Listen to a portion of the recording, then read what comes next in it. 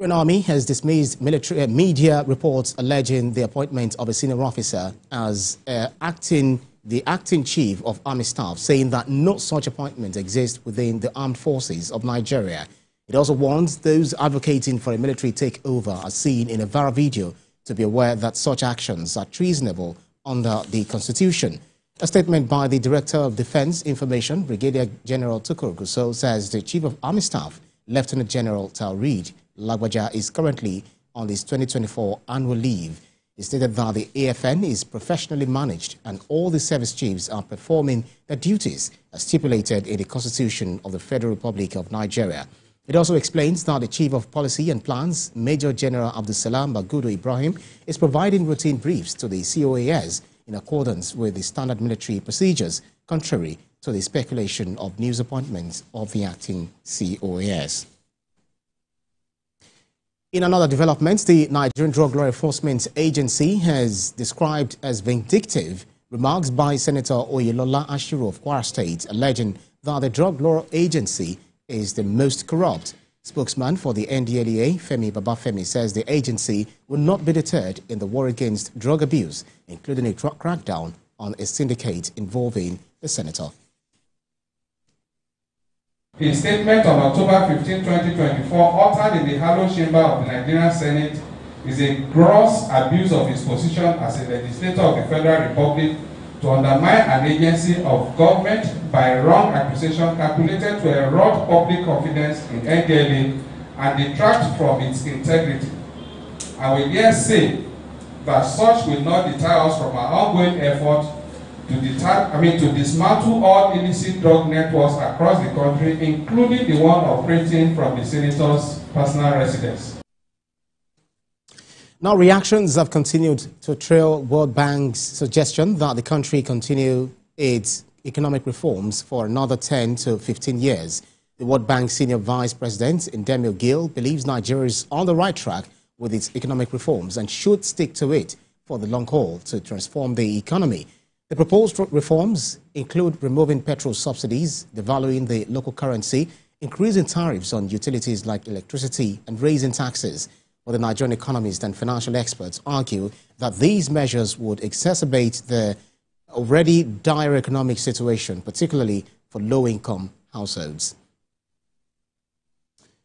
Now let's talk more on this by speaking with an economic analyst, Chukwuma Okenwa, who is joining me on the news. Thank you so much for joining us. Looking at what the World Bank has said, he's expressed optimism about Nigeria's direction on these reforms.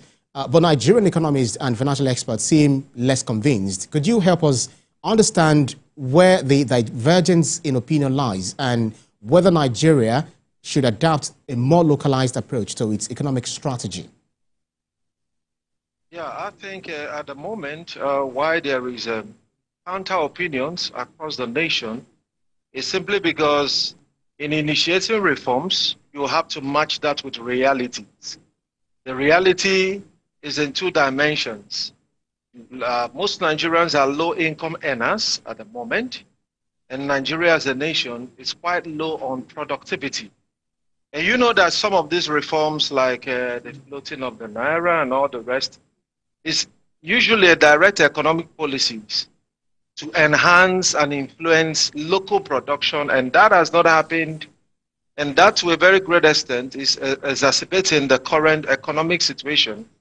And where Mr. President now needs to look at, and some of the complaints and views from those within would be, it's not just enough for the reforms. Yeah, reforms in itself is very good, but of course the outcomes, managing the outcomes and managing the reforms properly in such a way that it doesn't have unintended consequences.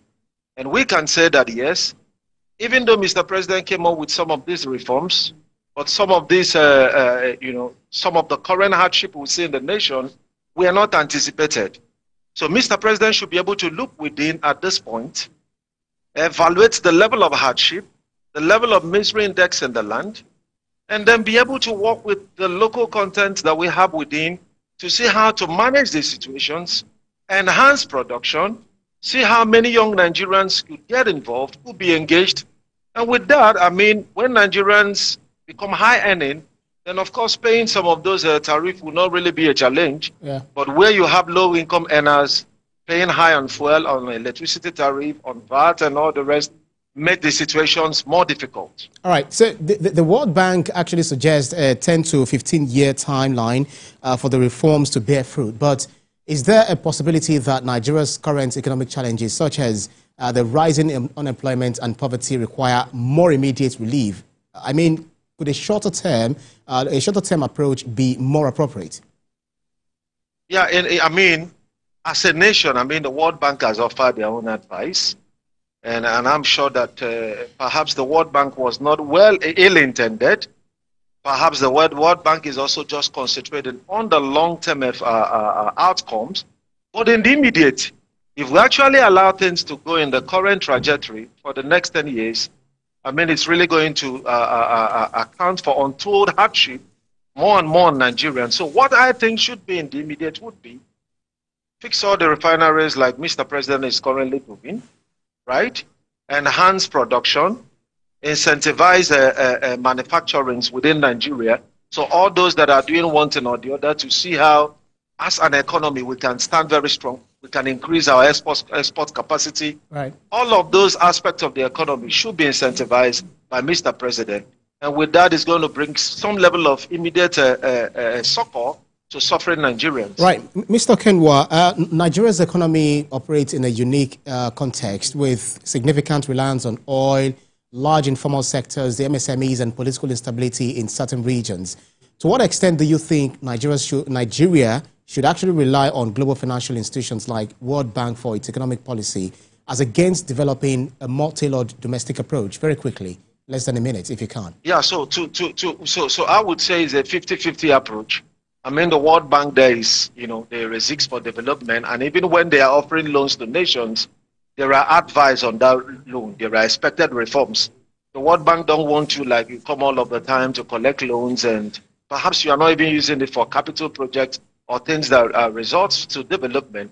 So we should listen to World Bank, especially when it has to do with building an economy that is sustainable. They come up with sustainable model, because the truth of the matter is that if you don't increase all of those tariffs, while your debt keep on growing, there's no way you can actually manage, right? There's no way you can actually manage your debt, right? So it's clear. So we listen to them on one end, but on our own, we should be able to look within introspection, right? To find out what really works for us and do that, of course. That's right. Thank you very much, economic analyst Chukwuma Okenwa. Thank you so much for your insight. Thank you. You're welcome. Now, the dust has settled after the protests that happened a few weeks back, but complaints over the spiraling cost of purchases remain on the lips of an average Nigerian, especially in the drift of the present fuel situation. Team TVC walked the popular 12 international markets to capture the people's experiences reflected in the varying prices of consumables. This is a story mirroring the everyday struggle of survivors at the Mile 12 International Market, sited in the busy area of Nigeria's largest city, Lagos State. It is a journey through the lens of many Nigerians' reality, as every stop tells a tale of their woes. Their daily livelihood proving to be a test of their resilience as the cost of consumables shot up, the value of naira takes a downward slide, and the price of fuel already in short supply increases. The money is never enough. The government should please come to our aid. As these people continue to lament over lighter pocket and earnings that seem to never be enough, the question of when these will end lingers. If a person wants cook stew before, if you get 2,000 self, you go cook. But nowadays, 10,000 na management. Everything offer cost. Market players analyze these challenges, reading out what caused the ever-increasing prices in the different food sections of the market. Any time like this, it used to cost. But even it doesn't come like January or February, that time onions go come down. Yeah. For back of onions, 120. The next days, if you less than, if you come out 2 times, I said 118. Last year we buy am 4-5. Great. Yesterday we buy am 10,000. Today 20,000. Maybe tomorrow it go down. I don't know. This year our farmer lamenting of the insecurity. and we get major problem for the road. Other sellers recall with longing times when the prices of commodities were lesser. Bag of beans is 250,000 per bag of beans. White also the same thing. The rice 80 to 90. This one is a small long grain, there for market. That one now 110,000. At the yam section, the different ethnic groups seem to be in solidarity over the need for relief. The food inflation rate rose to 37.77% in September 2024, is 7.13% higher than the 30.64% recorded in September 2023. Little wonder why many who are usually quiet speak up in hope of succor. Nigerians want the result of government various efforts on developing local capacities to be tangible in form of sustainable livelihood and better standard of living. As Team TVC depart from this market, these people echoing voices remain, and the smell of the market struggles hang in the air, beckoning for change.